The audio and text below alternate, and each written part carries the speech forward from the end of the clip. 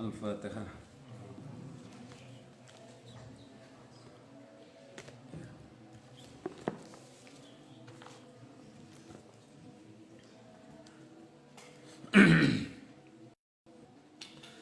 Bismillahirrahmanirrahim. Rabbi shrah li sadri wa yassir li amri wa hlul 'uqdatam min lisani yafqahu qawli. Qala al-musannifu rahimahullahu ta'ala wa nafa'na bihi wa bi ulumihi fid dharaini amin. Wa ba'du. Fa in qulta maka lamun takon sapa sira,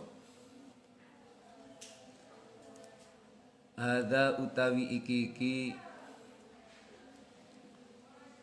ndure mau ndur kae kemarin. Hadza in istaqama laka fi akamil jirahati wal hududi. Itu ya? Bukan. Ja'ala atharu dzalika fid dammi wal mali. Ja'ala ndadekaken sapa Kanjeng Nabi atharu dzalika ing labete mengkonon-mengkonon la ilaha illallah fid dammi ing dalam getih wal mali lan banda. Jadi umirtu an uqatilan nasa hatta yaqulu la ilaha illallah fa idza qaluha faqad asamu minni dima'ahum wa amwalahum. Jadi ketika orang sudah mengucapkan la ilaha illallah maka pengaruhnya kepada darah dan harta. Artinya tidak boleh dibunuh dan hartanya tidak boleh dirampas. Wa amal akhirat itu kan berarti urusannya dengan dunia lagi. Jadi fikih itu ya yang penting sudah mengucap la ilaha illallah ya selesai. Jadi begitu ada orang mengucap la ilaha illallah Islam ya sudah selesai. Adapun di hatinya bagaimana, akhiratnya bagaimana itu urusan lain, bukan urusan fikih.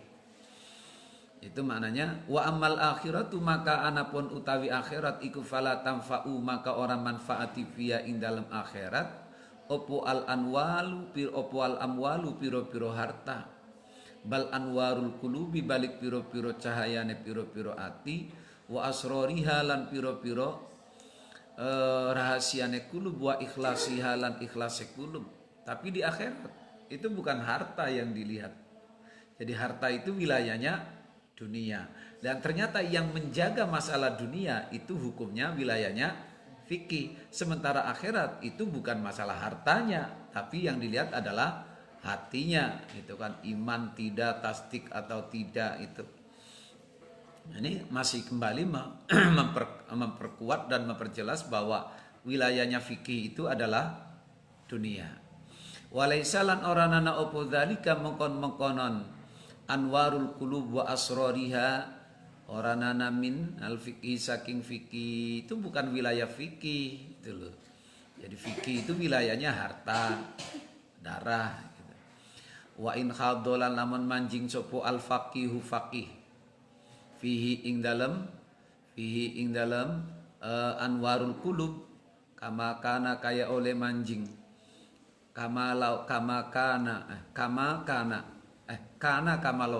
karena maka ana sopo faqih iku kama lauhado kaya dene lamun manjing sopo si faqih fil kalami ing dalam ilmu kalam wa tibilan ilmu tib wa kana lan ana sopo faqih iku kharijan metu anfannihi saking anfannihi saking keahliane si faqih atau saking wilayahnya faqih.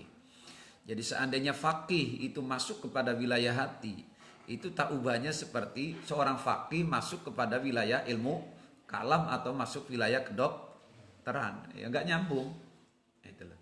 Jadi kayak sekarang ini kan banyak orang bicara bukan pada bidangnya.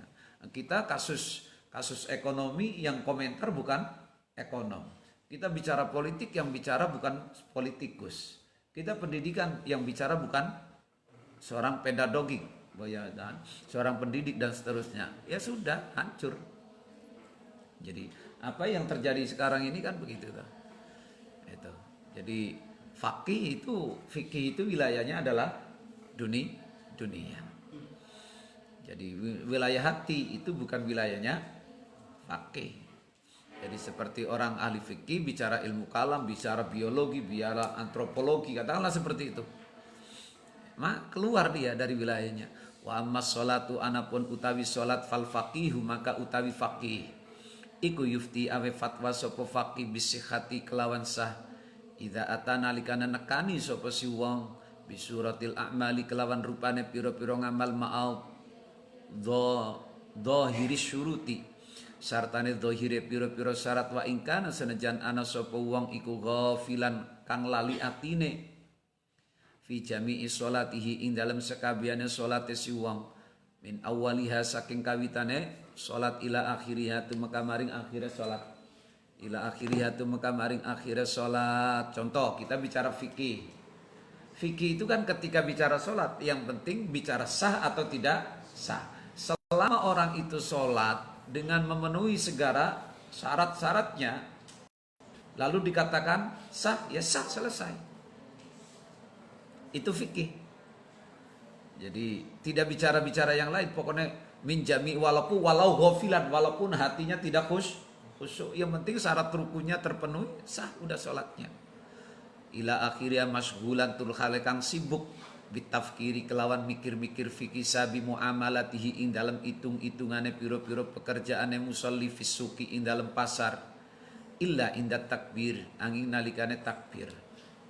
Ya walaupun kata fikih, bagaimana kalau ada orang sholat dari awal sampai akhir mikir pasarnya, terus mikir dagangannya, mikir sawahnya, mikir kebunnya, tetap sah kalau menurut fikih.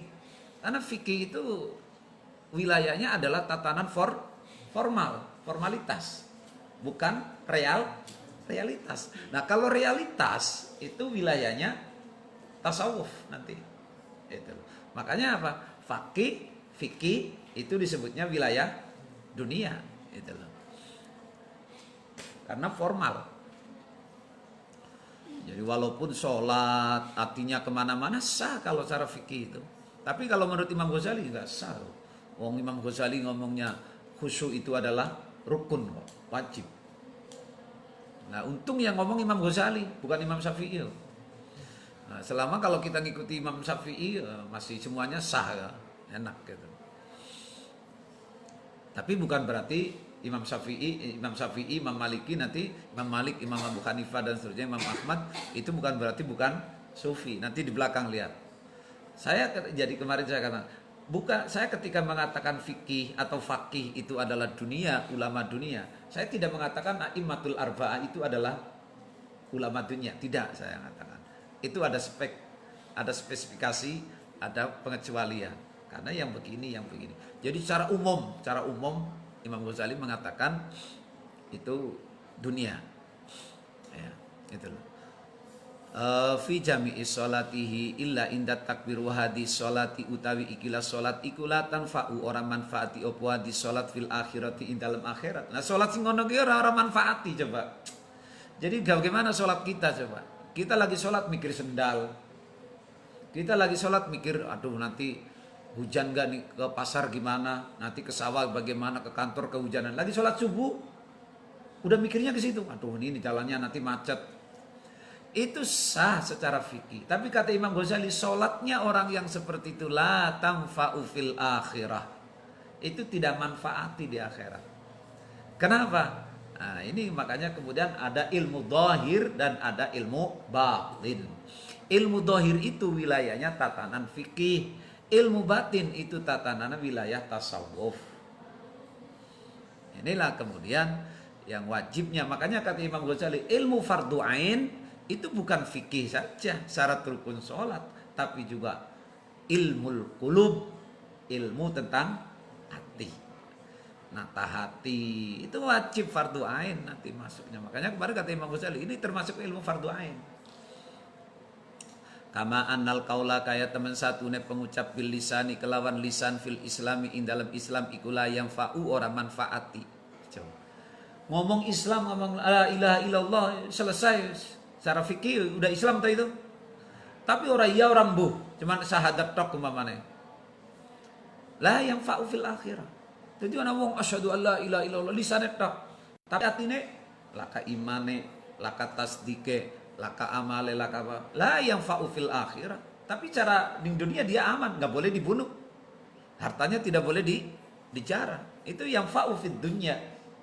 Tapi fil akhirah nggak bisa, nggak ada manfaatnya. Jadi sekali lagi ya, ini yang membela siapa? Fikih. Yang membela fikih. Nggak boleh dibunuh, nggak boleh pada di akhiratnya nggak ada nilainya. Jadi ini sekali lagi logikanya Imam Ghazali menjelaskan bahwa fikih itu adalah dunia. Wilayahnya adalah dunia. Walakinnal faqih, tetapi nek utawi faqih iku yufti awe fatwa opo faqih bisihati kelawan sae Islam. Tapi orang faqih mengatakan yang gerana wong syahadat ya wis Islam. Walaupun kaya opo Islame bar syahadat kaya opo, pokoknya sah.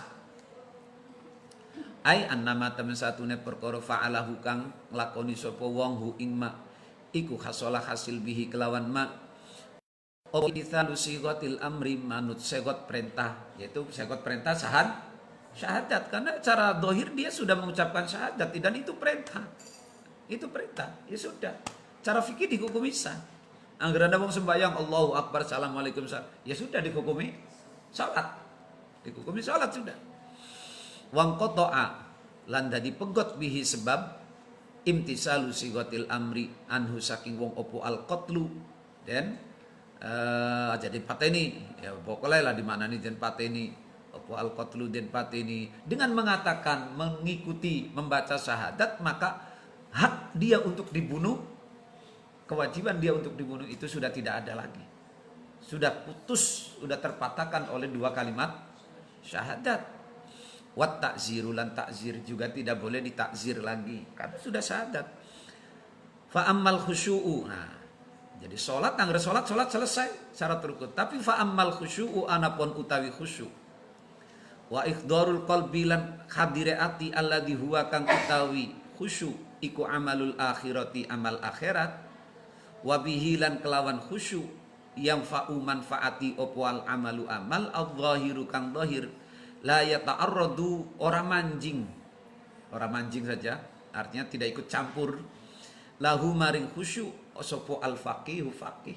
Sementara masalah khusyuk hadirnya hati di dalam sholat yang merupakan amal-amal akhirat, merupakan amal akhirat itu bukan atau tidak bisa ditembus oleh seorang faqih tadi itu. Oh santri kok bicara teknologi nggak bisa. Wong bicara alfiyah aja masih banyak yang belum. Udah mau gayanya mau jadi politikus. Itu tak? Nisbatnya gitu. Jadi guyonan Imam Ghazali gitu loh. Ustaz santri ora usah sok-sokan bicara politik. Nisbatnya gitu toh, bukan bidangnya. Wong yang bidangnya aja kadang masih belepotan. Walau ta'arrada lan lamun lahu lakana kharijan an fannihi. Walau ta'arrodolan lamun manjing atau wani-wani sopo faqih lahu maring khusyuk lakana maka yakti ana sopo faqih iku kharijan wong kang metu an fannihi saking kedisiplinane keahliane si faqih. Kalaupun ada seorang faqih ahli fikih kemudian bicara tentang khusyuk, berarti dia sudah keluar daripada kepakarannya. Kalau sudah keluar dari kepakarannya, ya sudah, gampangnya kan idza wusidal amru ila ghairi ahlihi fantadiris sa'ah. Kalau sesuatu itu diserahkan kepada yang bukan ahlinya, ya sudah, tunggu saja kehancurannya. Seperti Indonesia inilah. Banyak hal-hal yang vital tapi ditangani oleh bukan ahlinya. Ya kayak ini aja kan rada ini Menteri Kesehatan bukan dari kalangan kesehatan, dari orang profesional. Geger lagi tidak. Uang yang terawan saja yang profesor udah ahli gitu diserahin jadi menteri kesehatan ya amburadul. Nah, sekarang ditunjuk bukan seorang ahli kesehatan lagi. Ya, istilahnya begitu. Wa ammaz zakatu anapun utawi zakat. Nah, sekarang itu tadi contoh bandingan antara fikih dengan tasawuf di dalam yang kita visualisasikan adalah tentang sholat. Jadi kalau fakih itu bicaranya syarat rukun, sah tidak sah. Tapi kalau ilmu akhirat itu bicaranya diterima atau tidak diterima, yang kaitannya dengan hati itu. Nah sekarang zakat. Wa amma zakatu anapun utawi zakat iku fal faqihu maka utawi wong kang ahli faqih iku yang zuru ningali sapa faqih ilama maring barang yuqta'u yaqta'u kang mesteaken ilama maring barang yaqta'u kang memutuskan bi kelawan ma gini yaqta'u yang gini yaqta'u kang megot yuqta'u bihi mutalabatus sultan hatta innahu idam tana'an ada iya fa akhadha sultan qahran ilama maring barang yaqta'u kang megot apa yaqta'u kang pegot bihi sebab ma apa mutalabatus sultani tuntutane sultan hatta innahu sehingga temen satune wong iku idam tana'an nalikane nyegah sapa si wong an ada iya saking nekani zakat fa akhadha maka nuli ngalap ha ing zakat sapa as-sultanu sultan qahron kelawan maksa hukima maka den hukumi sapa apa hukima maka den hukumi apa bi annahu kelawan temen satune wong iku bariat bebas apa dimmatuhu tanggungane wong. Jadi coba di dalam masalah zakat faqih seorang faqih ahli fikih itu kan melihat cuma tentang masalah undang-undang saja. Hukum-hukum yang mengatur pelaksanaan pengambilan dan pembagian zakat. Mulai dari siapa yang wajib zakat, apa saja yang dizakati, berapa ukurannya zakat, siapa yang wajib diberi zakat. Ya. Nah, terus kalau nanti ada orang yang tidak zakat, bolehkah seorang pejabat itu mengambil secara paksa? Bahkan jangankan pejabatnya, orang fakirnya saja atau asnafnya saja yang sudah dalam keadaan darurat karena tidak ada orang zakat, bolehkah mengambil dengan niat mengambil zakat? Itu fikih wilayahnya. Sehingga kalau ada yang dipaksa diambil oleh pejabat, oleh petugas zakat, maka cara fikih orang yang diambil zakatnya dengan cara paksa itu sudah bariat dimatuh, tanggung jawabnya sudah gugur, tanggung jawab membayar zakatnya udah gugur walaupun dipaksa. Itu fikih cuman gitu doang. Udah selesai itu. Tapi wahukia. Tapi beda lagi. Orang yang zakat tapi dengan cara dipaksa itu kan berarti cara kenyataannya di hatinya dia tidak mau. Tidak rela itu. Tapi cara fikih bebas dia udah dihukumi berzakat walaupun dipaksa gitu loh. Wa hukiyalan dan ceritakan opo anna Abbas Yusuf Al-Qadi teman satune Abu Yusuf Al-Qadi iku kana ana sapa Abu Yusuf iku yahabu malahu iku yahabu awe sapa Abu Yusuf malahu ing bandane Abu Yusuf li zaujatihi maring bojo wadone si Abu Yusuf akhirul khauli ing dalam akhirat tahun wa yastauhibu malaha isqatan lizakati wa yastauhibulan merintah apa hibah sopo Abu Yusuf malaha atau gini wedi wa yastauhibu gini ya dari fi'il apa istau haba yastauhibu berarti manane ngibahaken dari wahaba mujaradnya apa wahaba. Kalau wahaba ikut wazan istaf'ala istauhaba berarti faedahnya apa idofah lidoaf litolab berarti amrih manane amrih gitu ya. Wa yastauhibu lan amrih hibah sapa si Abu Yusuf malaha ing bandane zaujatihi iskoton karena areng gugurakan li zakati maring zakat. Jadi pernah Abu Yusuf itu detik-detik menjelang haul kewajiban zakat hartanya dikasihkan semua kepada istrinya. Manane yo ben aja hilang ngono ki lho. Karena cara fikih boleh itu. Boleh. Menjual aja menjual. Jangan kan menghibahkan. Cara fikih ini ya. Umpama saya 1 bulan lagi itu kewajiban zakat. Haul ya, maksudnya haul. 1 bulan sebelum haul, saya hibahkan. Saya jual barangnya. Bahasa kasarannya untuk menghindari zakat. Ada niat jahat untuk menghindari zakat. Sah nggak jual belinya? Sah. Wong belum jatuh, kau. Walaupun di pikiran orang itu ada pikiran jahat. Apa itu? Menghindari zakat. Sah nggak jual belinya? Hibahnya, wakofnya, sah secara fikih. Nah, tapi apa coba lihat yang dilakukan Abu Yusuf ini? Jadi sama, Abu Yusuf juga melakukan yang sama begitu tuh. Diberikan kepada istrinya biar jangan hilang katakanlah ya.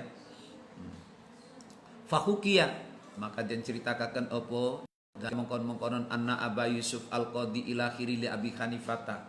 Akhirnya kemudian tindakannya Abu Yusuf itu dilaporkan kepada Abu Hanifah sebagai seorang faqih. Faqala, maka ngucap sapa Abu Hanifah. Apa jawab Abu Hanifah? Dalika utai mengkon-mengkonon yahabu malahu li zaujatihi iku min fikihi, saking fikih Abu Yusuf. Abu Yusuf itu siapa? Itu Abu Yusuf itu adalah muridnya Abu Hanifah sendiri. Itu tangan kanannya itu. Jadi Abu Yusuf itu kadang sering berseberangan dengan gurunya. Jadi masalah hukum murid dengan santri, guru dengan santri boleh beda. Asal punya argumentasi dan itu biasa.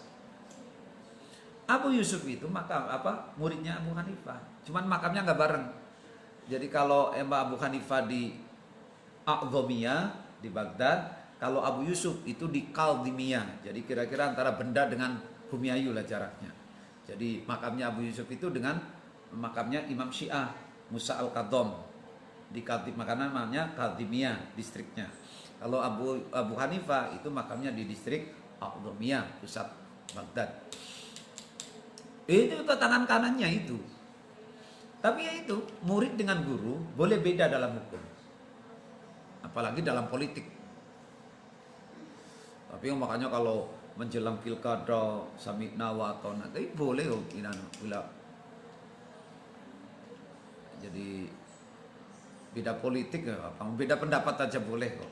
Istilahnya gitu. Tapi berbeda yang menunjukkan keilmuan kita, bukan karena belalelo. Itu. Jadi karena kita punya argumentasi, kita punya pikiran yang berbeda, itu boleh. Bisa saja. Itu terjadi sejak zamannya Abu Hanifah dengan Abu Yusuf, Imam Syafi'i dengan gurunya, dengan Imam Malik, ya juga banyak yang sering berbeda pendapat, berbeda sikap dalam masalah hukum ya. Masalah hukum nggak ada masalah. Jadi jawabnya Abu Hanifah apa? Dalika min fikihi. Itu ya fikihnya Abu Yusuf. Jadi apa? Guru juga menghormati perbedaan murid. Murid pun tidak takut dengan, oh itu suul adab kamu kok gitu. Enggak, silakan. Yang penting bisa argumentasi. Gitu. Wasuddiko atau wasoddaqo fa inna dzalika min fiqhid dunya wasoddaqo lan benerakan sapa Abu Hanifah. Fa inna dzalika maka temen satune mongkon-mongkonon anna Aba Yusuf ila akhirih iku min fiqhid dunya atau fa inna dzalika maka temen satune yahabu ma jati saja atau hibah iku min fiqhid dunya karena itu masalahnya fikih dunya. Jadi sah-sah saja. Tapi kalau masalah akhirat ditertawain malaikat loh. Bocah itu. Istilahnya gitu ta. Oh pinter otak bulusnya metu ya Bu Nawas iki. Ben aja menghindari zakat diwehna. Donge wong Bumiayu ngono kabeh kuwi. Dinakna ning anake kok dijaluk meneh. Itu bisa untuk menghindari zakat dan cara fikih sah itu. Orang-orang yang pada malas-malas zakat itu begini, mendingan begini aja. Iya tak? Kasihkan aja dulu ke anaknya. Kasihkan dulu ke suaminya. Nanti dijaluk lagi. Itu secara fikih sah loh. Jadi kalau daripada zakat kita nggak jelas, secara fikih juga hitungannya salah, malah repot banget. Lebih enak begini.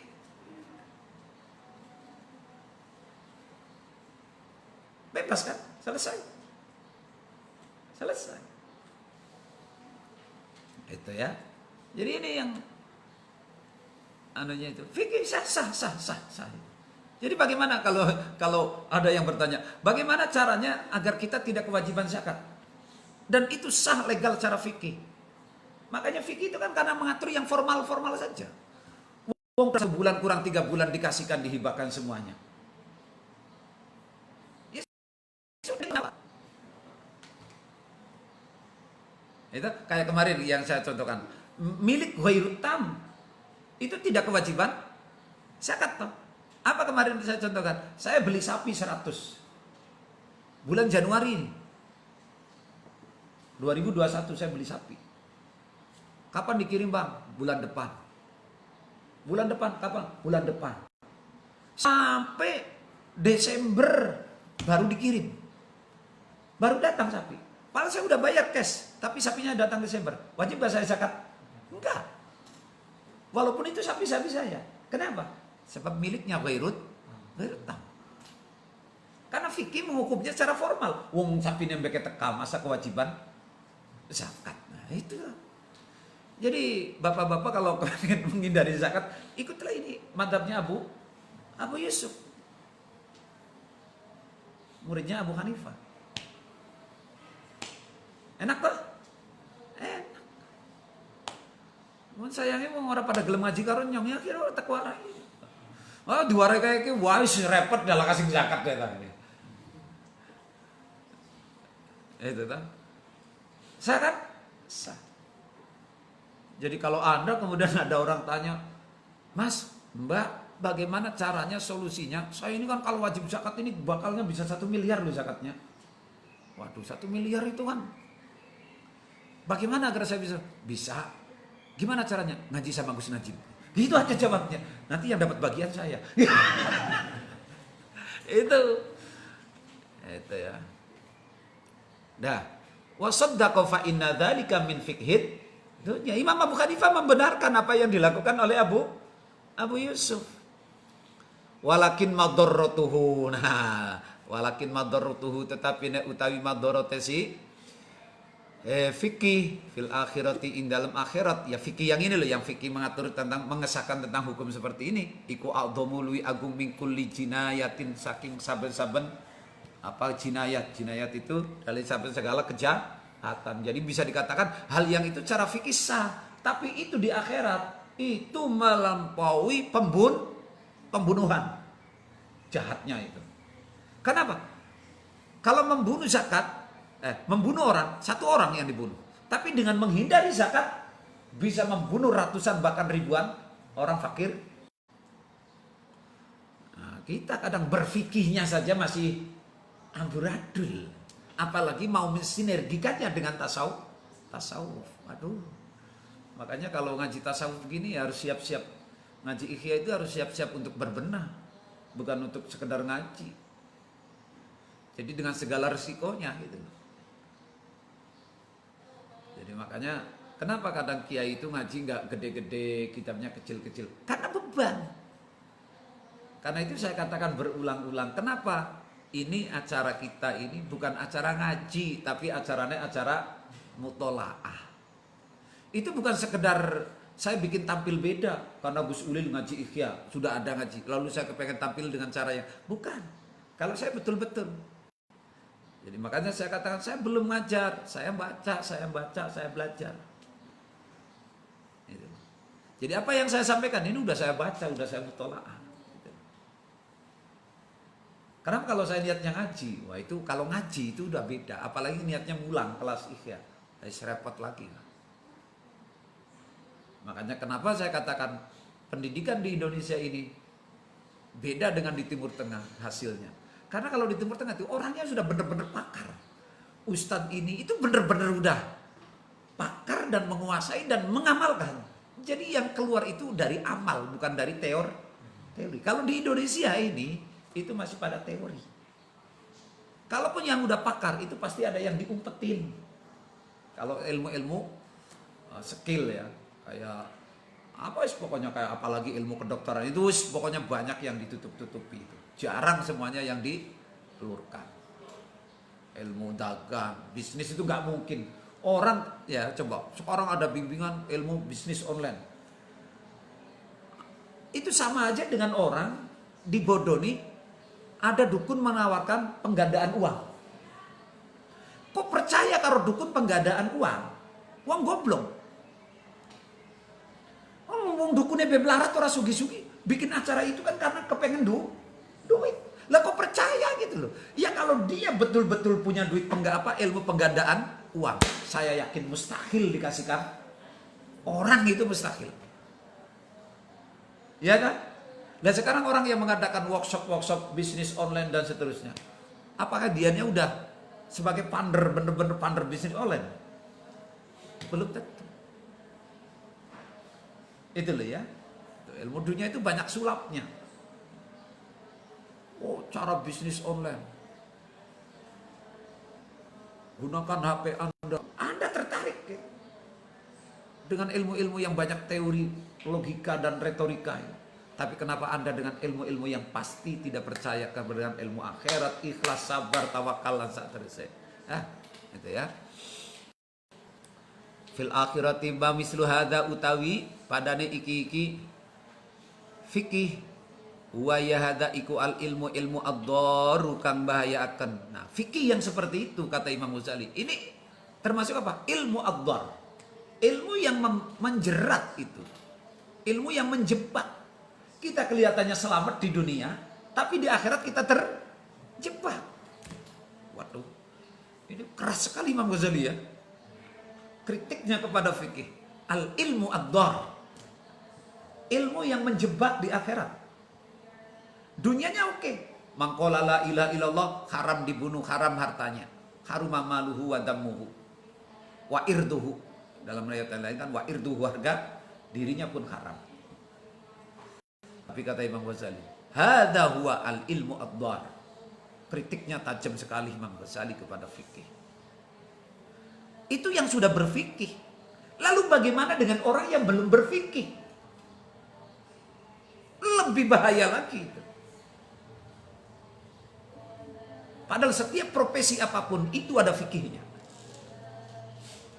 Seorang pemborong ada fikihnya, seorang tukang ada fikihnya, seorang ini ada fikihnya. Dukun pijat ada fikihnya. Itu ya. Wa ammal halalu wal haram. Wa ammal halalu anapun utawi halal wal haramu lan haram fal wara'u maka utawi wara' anil harami saking perkara kang haram iku minad dini saking agama. Nah, ketika fikih bicara tentang halal dan haram, ini halal, ini haram, ini boleh, ini tidak boleh. Tapi wirai dengan halal haram itu bagian daripada ilmu akhirat, daripada agama. Apa mananya wirai dalam halal haram? Ya contoh sekarang. Orang fikih, teori fikih, kerja di bank boleh, makruh Imam Suyuti. Yang mengharamkan Imam Ghazali satu. Itu kan masuk dari kaidah idza istamal halalu wal haram walibal haram.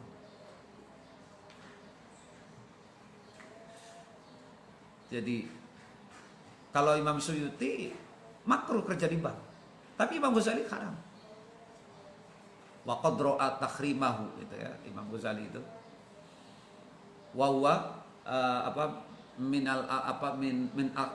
akhwatil maqali apa itu terusnya baitnya. Jadi yang lebih hati-hati kata, itulah pendapatnya Imam Ghazali yang mengatakan haram itu. Itu kenapa? Wirai itu. Jadi orang makan duit dari negara, itu kalau orang wirai nggak mau. Tapi cara fikih halal, boleh, itu boleh. Bagaimana hukumnya makan gaji pegawai negeri dari kas negara? Boleh, cara fikih boleh. Kita analogikan dengan apa? Lele yang dikasih makan najis.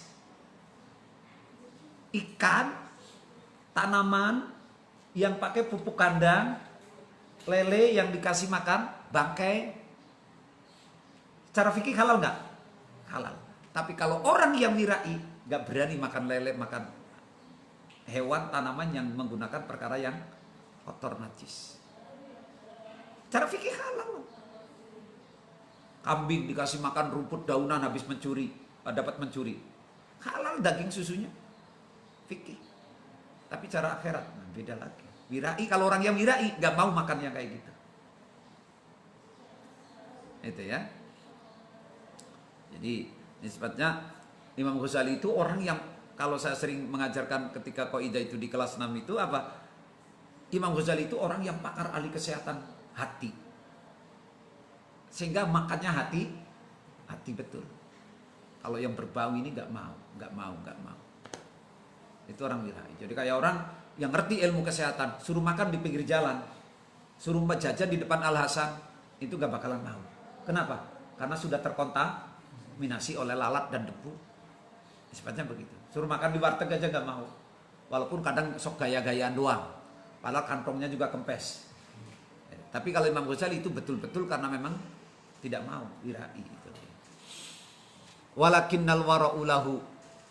Walakinnal wara'u tetapi ne wara' lahu maring halal haram iku arba'u maratiba. Papat piro-piro maratib. Nah, wirai terhadap halal dan haram itu dibagi menjadi 4 tingkatan, 4 klasifikasi. Al-ula utawi kang pertama iku arwara'u wara'. Alladzi yustaratu kang den syarataken apa wara fi adalati syahadah ing dalem adile sifat adile wong kang dadi saksi. Pertama wirai di dalam masalah syahadah. Jadi orang yang menjadi saksi di dalam beberapa kasus itu harus orang yang benar-benar wirai. Kenapa? Karena kalau tidak wirai dia bisa bersilat lidah. Harus bersilat lidah. Tapi kalau orang yang wirai dalam memberikan kesaksian, maka dia akan jujur berkata dengan hatinya. Nah sekarang kan apa? Dalam fikih itu. Dalam fikih, siapa yang jadi saksi? Siapa yang tahu? Katakanlah seperti itu. Yang tahu ya memang harus jadi saksi. Masalah dia kemudian wirai atau tidak, itu gak jadi masalah. Pokoknya dia fakta. Contoh dalam perzinahan. Dalam perzinahan itu kan harus yang menjadi saksi itu orang yang melihat secara langsung. Digambarkannya apa? Harus mengerti seperti apa kawatnya celak keluar masuknya gitu. Ya kan berarti untuk nginceng ini. Nggak cukup tuh kalau ada orang bersaksi. Ya saya melihat dia berdua. Nggak bisa. Nah pokoknya sing penting bisa nginceng itu. Kan susah itu. Bagaimana dia nggak bisa bersaksi? Harus nginceng lo syaratnya. Atau? Nah kemudian kalau dalam fikih. Ya siapa penting siapa yang bersaksi tahu dia yang jadi saksi. Ada yang mencuri, dia yang jadi saksi. Ada persengketaan antara pembeli dengan penjual. Ada sengketa, siapa yang menjadi saksi, yang mengetahui? Dia yang menjadi. Tanpa melihat wirai atau tidak wirai. Padahal wirai itu masuk di dalam wilayah syahadah, kesaksian. Makanya kenapa sekarang di peradilan-peradilan Indonesia yang selalu kemana-mana karena saksinya tanpa melihat itu. Bahkan saksi itu sekarang saksi ahli. Saksi ahli itu orang yang nggak tahu cuman punya pengalaman tentang masalah itu dijadikan saksi dan itu pun dibayar.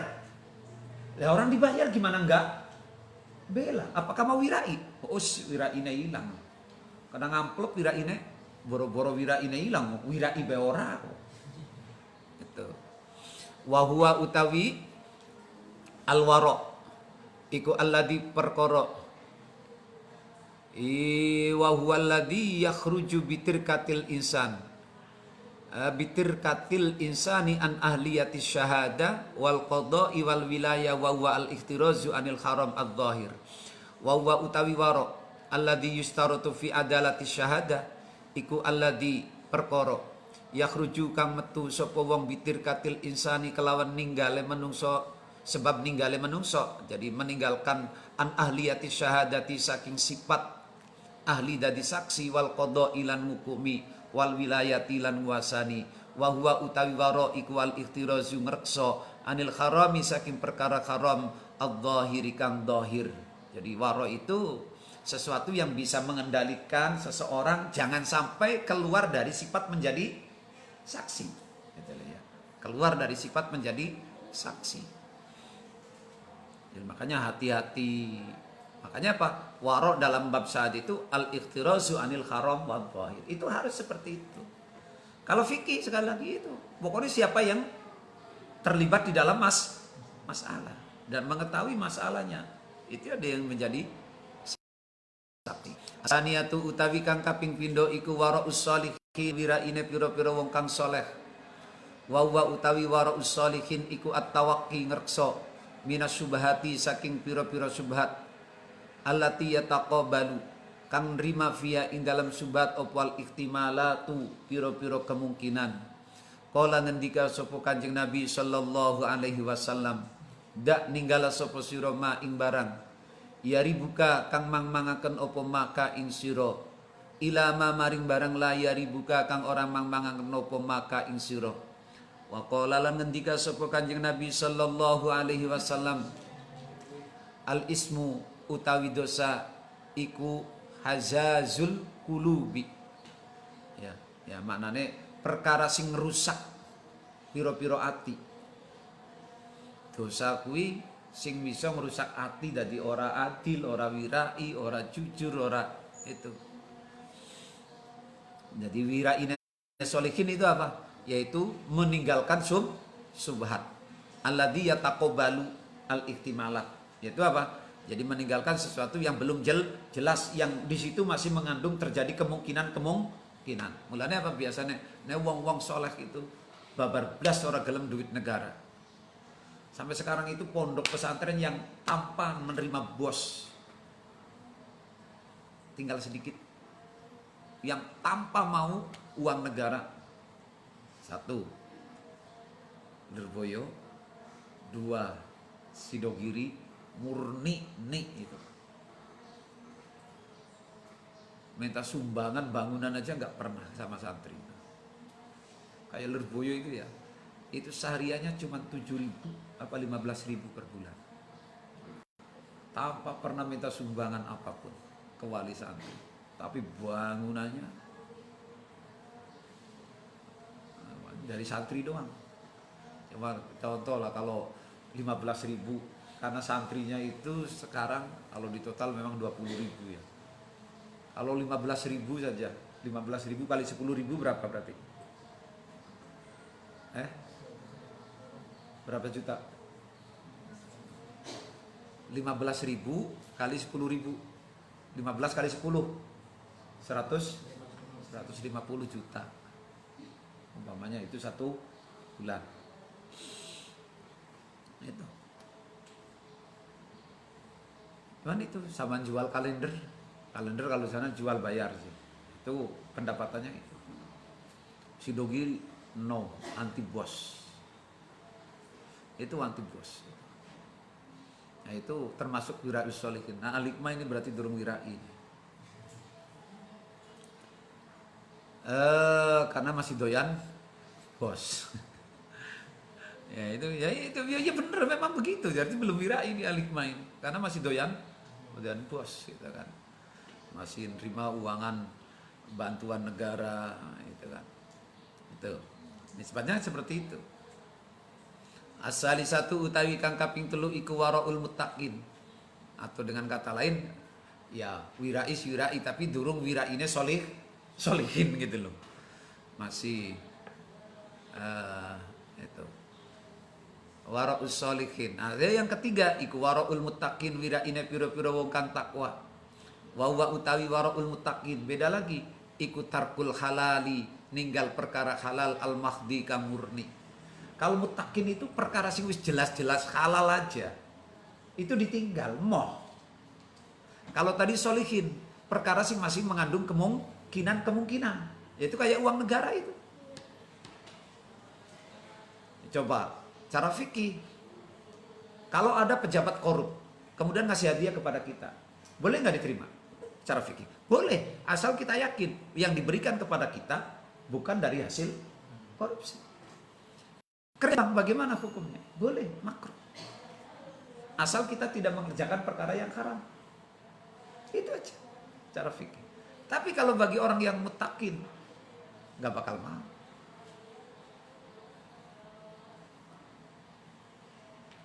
Ya, nggak bakal mau. Contoh kayak sekarang umpamanya, kalau Anda ditawarin jadi direksi bank yang katanya bank syariah, Boleh nggak? Boleh. Cara fikih loh. Secara fikih. Boleh. Siapa yang mengatakan nggak boleh? Wong itu jadi rebutannya orang. Jadi ketua Basnas yang mengatur zakat. Boleh, nggak ada masa mengatur zakat, kok masa nggak? Boleh. Tapi bagi orang yang wirai, nggak bakal mau. Kenapa? Dilihat di situ tanggung jawabnya macam-macam. Tanggung jawabnya juga bukan sekedar itunya. Kalau ada orang, Anda sudah menjadi pejabat apa? Zakat. Kemudian sampai ada orang yang tidak berzakat. Kan ada hukumnya di situ. Nah ini ihtimalatnya di situ. Makanya nggak usah jadi pejabat deh lah. Enak jadi santri, jadi ustadz, ngulang ngulang uang. Nah, yang ketiga waraul sholihin wa huwa utawi waraul muttaqin wa huwa utawi waraul muttaqin ikul halali tinggal perkara halal. Al mahdi kang murni alladzi yakhafu atau alladzi yakhafu kang den khawatiraken. Gini, alladzi yakhafu kang wedi sapa si wong minhu saking alladzi minhu saking halal ada ahu ing nekanane halal ilal harami maring haram. Jadi wirainya muttaqin lebih heboh lagi nih. Perkara yang jelas-jelas halal itu masih mau ditinggalkan, nggak mau karena takut kalau itu menjadi jembatan kepada yang haram. Itu menjadi jabatan-jabatan itu loh. Menjadi jabatan itu boleh, menduduki jabatan ini boleh, menjadi bupati boleh, menjadi. Tapi karena takut, kemudian takut ini begini, takut ini jadi jembatan kepada perkara yang haram. Bukan nggak boleh menjadi pejabat gubernur presiden, silakan. Boleh, cara fikih boleh. Bahkan harus toh. Nasbul imamah itu wajib. Wajib nasbul imamah itu.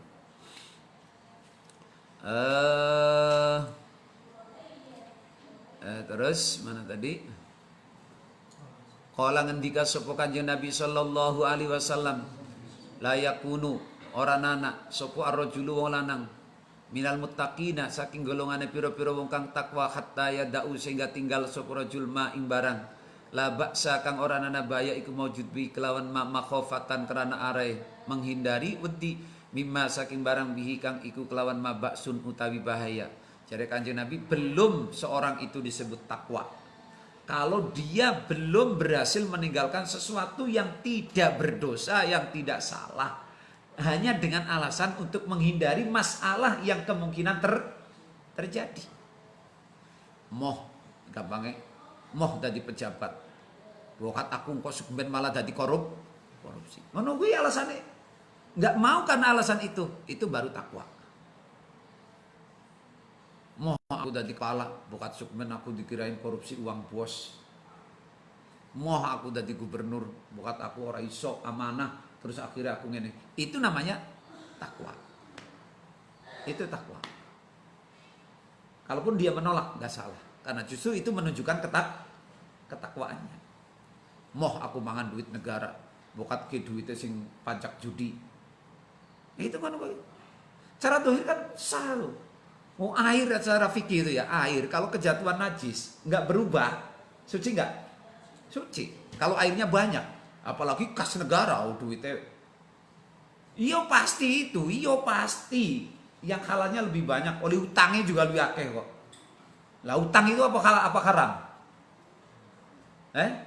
Mbok kas negara itu dapat banyaknya yang adalah dapat utang, apa halal? Halal apa haram?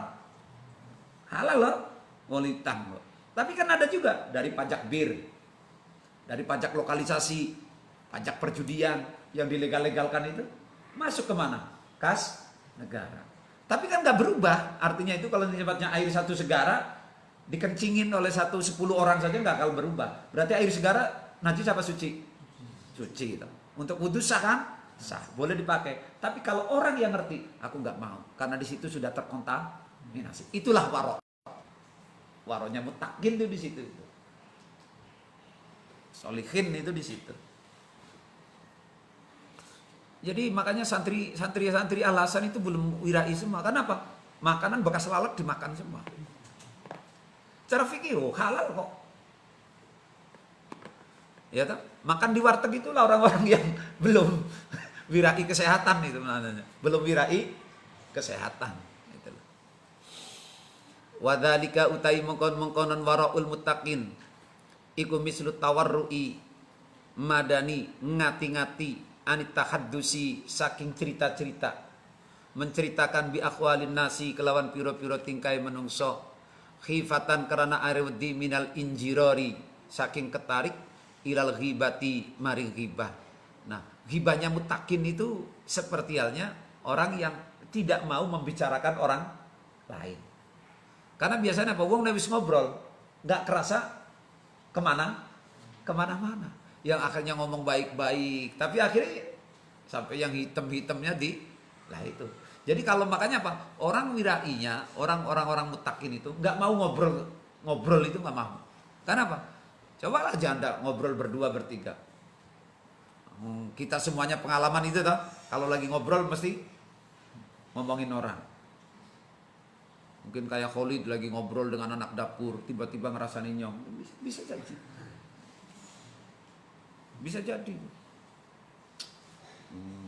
Bapak tahu ngajine bar subuh ya, jadi nyongnya ngantuk, orang kuat. Lu kan ngerasain ya gini. Balik saya ngilim bar subuh itu ya bukan tanpa alasan. Ben apa? Ben aja pada bangkong. Oh, santri kok bar subuh bangkong ya duduk santri. Apa maning anak kiai kok bar subuh bangkong ya duduk kiai wis pokoknya. Ono ae. Jadi kalau anggar anak santri bar subuh ya duduk santri. Bar subuh turu anak ustad kiai bar subuh kok turu duduk ustad duduk kiai wis. Siapa sih ngomong Najib? Dah. Nah itu takwanya, wirainya orang takwa itu mau ngobrol wis gampangnya. Karena apa? Biasanya habis kumpul apalagi ibu-ibu mbak-mbak, waduh. Rasan-rasanan wis sedep wis. Nek ngobrol durung ngrasani wong ke durung sedep wis pokoknya wis. Itu tidak siapa-siapa. Bi akhwalin nasi khifatan minal injirari ilal ghibati wat tawarru'u lan ngati-ngati min akli syahawati an akli syahawati saking mangan kerana piro-piro syahwat khifatan kerana are wedi min haijanin nasyati saking tangine gumregae semangat wal batori lan lacut al muaddi kang nekaaken ila muqarafatil makhdurati mari ngelakoni piro-piro perkara kang den cegah kang den larang. Begitu juga termasuk warok mengikuti syahwat. Kita kepengen mangan enak, kepengen nyandang enak, itu bagian daripada wirai. Karena apa biasanya?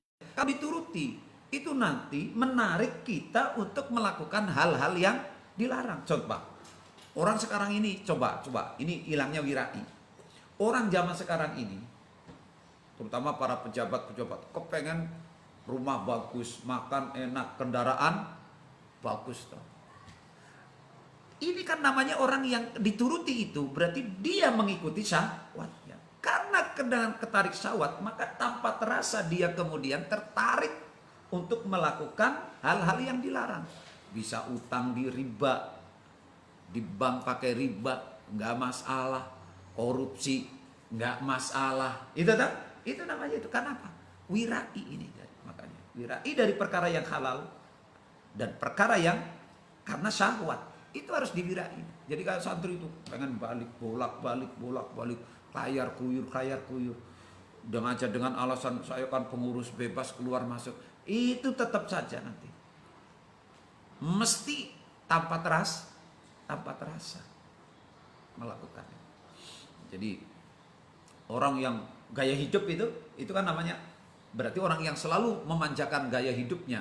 Itu berarti orang yang belum wirai daripada syahwatnya. Karena orang yang tidak wirai dari syahwatnya, tidak sadar, tanpa disadari, maka dia akan tertarik untuk melakukan hal-hal yang dilarang.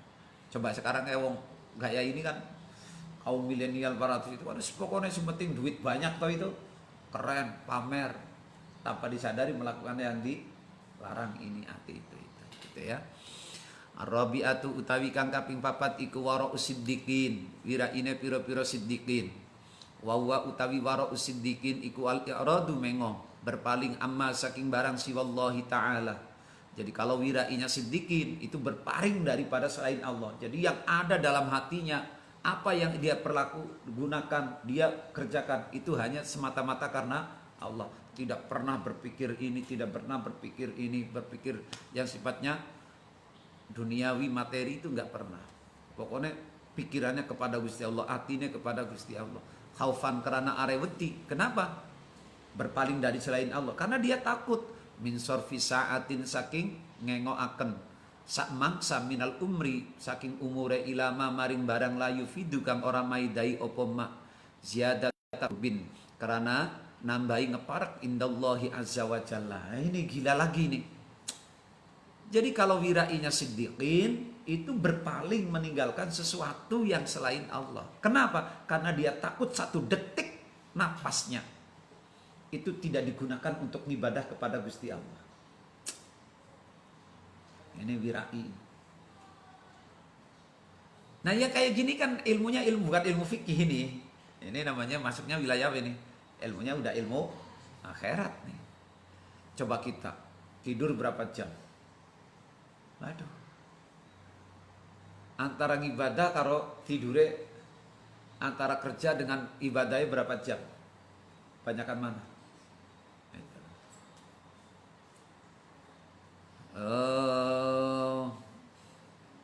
Saya aja kalau pagi jalan-jalan ke komplek bangunin. Samsul aja baru bangun, saya udah ke komplek. Samsul masih tidur. Saya udah kalau pagi jalan bangunin gebuki bocah. Ininya malah belum pada bangun. Itu kan. Itu. Jadi takut satu umur itu berlalu tanpa ibadah.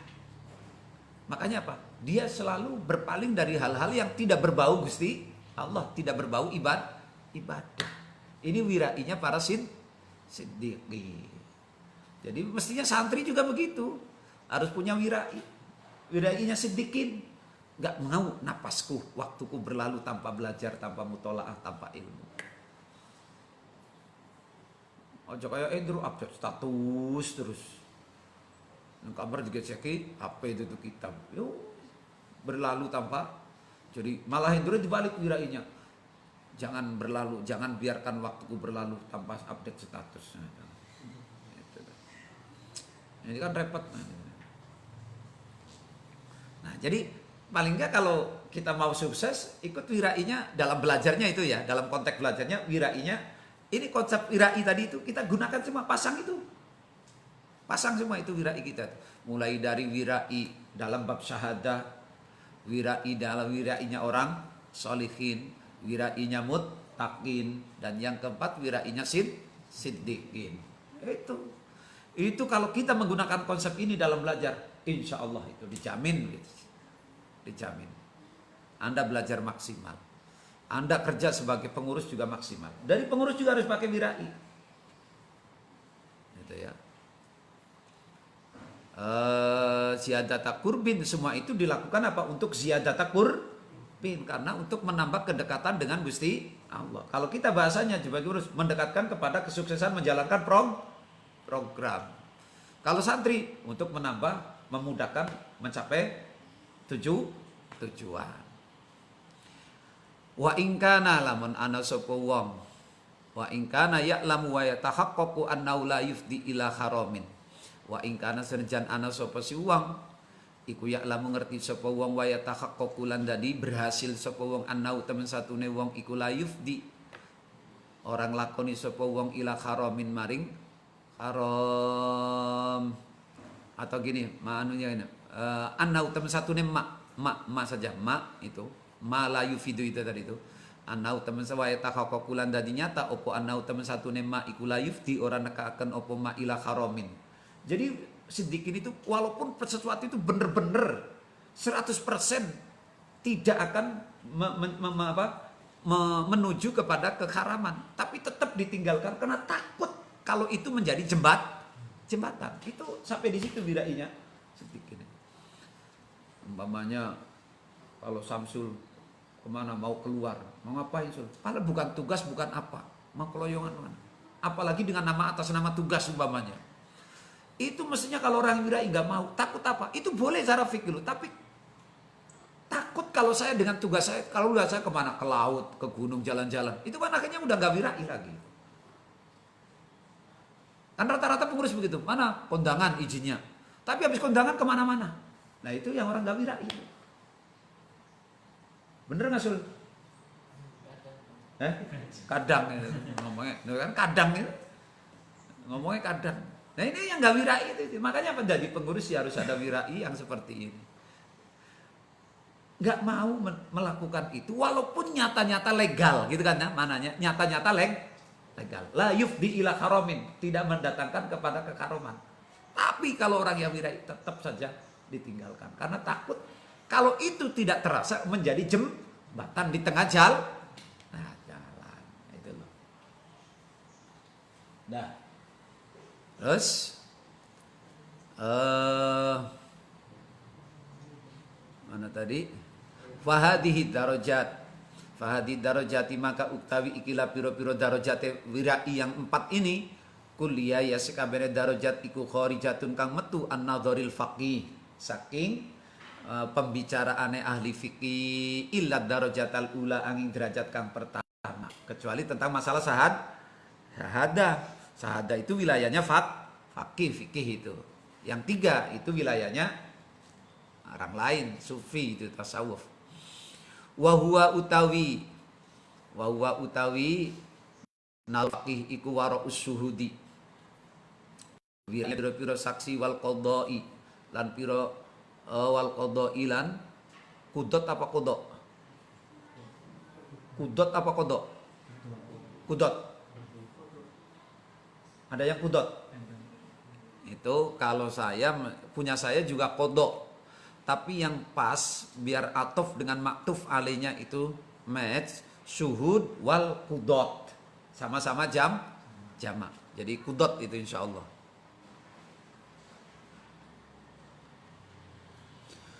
Iku waro usyuhudi wiraine piro-piro saksi wal kudoti lan piro-piro kodi. Wamalan barang yakdahu kang nacadakan opo mafil adalati in dalam sifat adalah wal qiyamilan jumenengi. Wal qiyamulan jumenengi bidzalika kelawan mengkon-mengkonon syuhud la yanfi wal qiyamu bidzalika gini wal qiyamu bidzalika la yunfi al isma fil akhirah wal qiyamulan utawi jumenengi bidzalika kelawan mengkon-mengkon syuhud atau syahadah lan qada itu iku la yunfi ora nafeaken opo dzalik al isma ing dosa fil akhirati. Iya, asal udah kata orang fakih, nek anak saksinya udah adil, hakimnya adil, itu ya sudah. Itu benar dan tidak ada dosa di akhirat karena sudah benar secara teori fikih. Qala ngendika sapa Rasulullah sallallahu alaihi wasallam liwa bisoh maring sahabat Wabisah. Istafti qalbaka. Istafti jaluka fatwa sapa sira qalbaka ing ati sira wa in aftauka wa in aftauka senajan awe fatwa sopo siapa ulama ya gampangnya wong-wong sing ahli fatwa mau ka ing sira wa in aftauka awe fatwa sopo si alu fatwa ka ing sira wa in aftauka jare Kanjeng Nabi mari mabisa istafti qalbaka wa in aftauka walaupun kamu sudah banyak menerima wah, maknanya apa? Katakannya Nabi, tetap keputusanmu ada pada dirimu. Itu. Jadi kamu mantap atau dengan mana, yang bagaimana dari fatwa-fatwa hukum ini. Wal faqihu utawi faqih iku la yatakallamu ora guneman sapa faqih fi khazazatil qulubi. Ing dalem piro-piro wadai hati bisa dimanani hati maksudnya hal-hal yang berkaitan dengan hati. Wa kaifiatil amali lan carane ngamal biha kelawan kulub. Faqih itu tidak menyentuh kepada daya wilayah hati. Bal fima balik ing dalam barang yakdahu kang nacadaken opo mafil adalati ing dalam sifat adalah faqat. Faqih hanya bicara tentang hal-hal yang berkeadilan saja. Fa inna jami'a nadharil faqih. Maka satunya sekabiane pandangane pendapate ahli fikih iku murtabitun hubungan bidunya kelawan dunya allati biha kang iku kelawan dunya salahu tariqil akhirati utawi dalane kebagusannya dalan akhirat. Jadi seluruh masalah-masalah fikih itu adalah berkaitan dengan dunia, di mana dunia itu yang merupakan jalan menuju akhirat. Awas li, ini belum ending lo ya. Ini masih menjelaskan posisi. Sebab biasanya nanti kesimpulannya bisa dibaca itu. Kalau dikatakan fa inna dunya masru'atul akhirat. Fikih memang wilayahnya dunia, tapi ketika dunia itu menjadi wilayah bagian daripada akhirat, maka secara otomatis nanti kesimpulannya itu kalau tebakan saya Imam Ghazali. Kalau itu bagian daripada malayatimul wajib ilabi fawa, nah udah itu nanti kesimpulannya di situ nanti ujung-ujungnya itu. Cuman ini masih membahas tentang posisi yang asalnya fikih itu adalah dunia. Ya. Tapi Imam Ghazali saya tebak, saya pastikan bahwa kesimpulannya Imam Ghazali juga tidak mengatakan bahwa yang dunia bukan berarti yang dunia bukan berarti dunia, tapi dunia bisa menjadi akhirat. Itu nanti. Tapi ini masih menjelaskan posisi yang sebenarnya. Fa in takallama maka lamun guneman sapa sira sapa si faqih ya, fa in takallama kalaman guneman sapa faqih fi syai'in min sifatil qalbi, saking pira-pira sifate ati wa akamil akhirat lan pira-pira hukum akhirat, fadzalika maka utai mengkon-mengkonon kalam saja takallama itu, kalam iku yadkhulu manjing apa dzalik fi kalamihi ing dalam kalame si faqih ala sabili tatafuli ing atase dalan jaluk ngemis. Tatoful itu asal manane wong sing ngadiri undangan tanpa diundang. Berarti kan ngemis jaluk gitu. Kama qad yadkhulu kaya oleh manjing sapa faqih fi kalamihi ing dalam kalame. Kama yadkhulu kaya oleh manjing fi kalamihi ing dalam kalame faqih opo syai'un. Siwici-wici minat tibbi saking kedokteran wal hisabilan matematika wan nujumilan astronomi wa ilmil kalamilan ilmu kalam. Jadi kalau sampai seorang faqih itu bicara tentang hati, itu berarti namanya tatoful. Sok-sokan lah. Sok-sokan. Seperti halnya faqih bicara tentang kedokteran, kesehatan, antropologi, astronomi, dan seterusnya. Nggak nyambung gitu loh. Wakamatad hulu kaya oleh manjing. Opo al-hikmatu, ilmu hikmah fin nahwi, in dalam ilmu nahwu wasyi'rilan. Syi'ir, seperti ilmu hikmah kok di campur-campur karo nahwu syair. Wa kana lan ana sapa Sufyan As-Sauri wa huwa utawi Sufyan As-Sauri iki imam pimpinan fi ilmi dhahir. Yaqulu ngendika sapa Sufyan As-Sauri. Jadi Sufyan As-Sauri itu ahli ilmu dhahir. Ilmu dhahir ya formal ilmu formal itu. Inna talaba hada teman satu hune nyuprih iki lahir iku laisa orana opo hada iku min zadil akhirah. Coba jare Sufyan As-Sauri belajar ilmu dhahir itu bukan termasuk sangu akhirat. Ya Allah ya Rabbi, ya terus piye ngene iki kalau kita belum belajar tasawuf. Wa kaifa kaya opo waqad ittafaqulan teman-teman sepakat sapa ulama ala anna syarafa ing atase teman satune kemuliaan fil ilmi ing dalam ngelmu iku al amalu ngamal bihi kelawan ngelmu. Fa kaifa maka kaya opo ya dununya sapa wong annahu temen satune fik annahu ilmu dhahir wal li'an wassalam wal ijara was sarfi. Fa kaifa maka kaya opo ya dununya sapa wong annahu temen satune fiki iku ilmu dhihar wal li'an lan ilmu li'an wassalam lan akad salam wal ijara lan akad ijarah wasarfi lan akad money changer. Wasarfi lan ilmu money changer. Waman lan utawi sing sapane wong iku ta'allama belajar sapa siman hadil umuri ing ikilah pira-pira perkara dihar li'an salam ijarah itu liyataqarraba supaya ngeparak sapa wong biha kelawan hadil umur ilallahi maling Gusti Allah fa maka utawi man iku majnunun wong edan. Astagfirullahaladzim. Gila banget ini Imam Ghazali ya. Jadi siapa wonge belajar ilmu formal gitu, ilmu apa? Di harlian. Jadi ngaji fikih niatnya kanggo takor edan.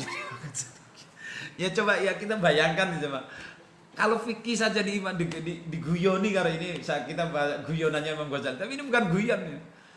Jadi seolah-olah dengan belajar ilmu toharo, ilmu li'an, ilmu ijaro, ilmu gade, ilmu wakaf itu untuk takor bisa takor kepada Gusti Allah fawa majnun. Lalu bagaimana yang ahli perikanan pengelasan? Berarti lebih gila. Coba la ilaha illallah Muhammadur Rasulullah. Ini artinya majnunnya itu majnunnya di mana majnunnya? Bukan berarti orangnya gila. Salah persepsi. Jadi seolah dengan ilmu itu sudah selesai untuk takarub kepada Gusti Allah. Artinya kan belum bisa karena ilmu itu masih menjadi media atau wasilah. Itu loh. Jadi kalau coba kata Imam Ghazali, majnun. Jadi dia ngomong, apa kamu belajar ini yang fikih dulu ya, yang fikih aja. Kenapa kamu ngaji bab toharo, ngaji bab zakat, ngaji bab li'an, ngaji bab dihar, ngaji bab gade, ngaji bab rohen dan seterusnya. Kamu tak korup nih kata Gusti Allah. Majnun loh. Kata siapa? Kata Imam Ghazali. Ya Allah ya Rabbi astagfirullah. Berarti banyak mau ngedan saya ini santri pada edan kabeh. Ya sih ngomong Imam Ghazali, tapi edannya di situ loh. Artinya ketika dia merasa cukup hanya dengan itu, tanpa diamalkan. Itu loh. Maksudnya gitu. Majnunnya gilanya di situ. Cukup hanya dengan belajar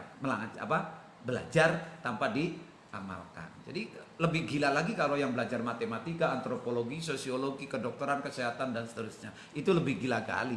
Kalau dia cuma mengatakan ini juga ibadah, kan biasanya orang begitu tah. Nah, itu lebih gila lagi itu.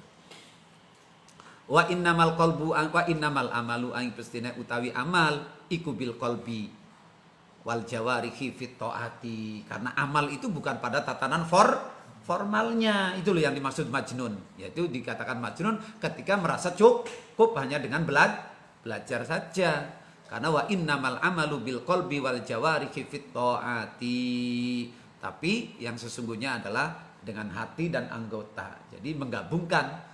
Jadi artinya dia cukup dengan ilmu-ilmu dohiri saja tanpa belajar ilmu batin. Itu gilanya di situ. Wasyarafu lan utawi kemuliaan huwa ya syaraf ikutil kal a'mali mengkonon ngamal ikutil kal a'mali mengkonon amal fa in kulta lima sawaital faqih wattib ila akhirih wassallallahu ala sayyidina Muhammad walhamdulillahi rabbil alamin.